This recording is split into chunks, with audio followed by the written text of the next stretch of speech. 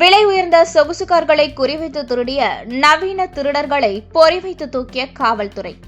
அன்னூரை சேர்ந்த தொழிலதிபர் விஜய்.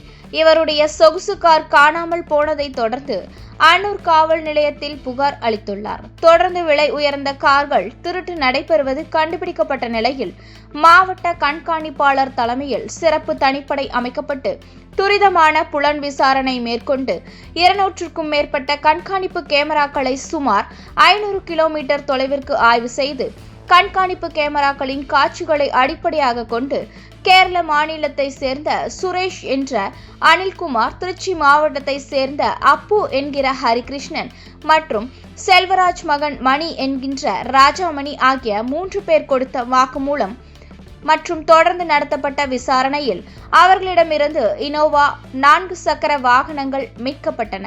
மேலும் புலன் விசாரணையில் மேற்கண்ட வாகனங்களை பல்வேறு குற்ற செயல்களுக்கு பயன்படுத்தலாம் என எண்ணி திருடியதாக விசாரணையில் தெரிய வந்தது. இந்த நிலையில் கைதான மேற்படி 3 நபர்களும் நீதிமன்ற காவலுக்கு உட்படுத்தப்பட்டு மத்திய சிறையில் அடைக்கப்பட்டனர்.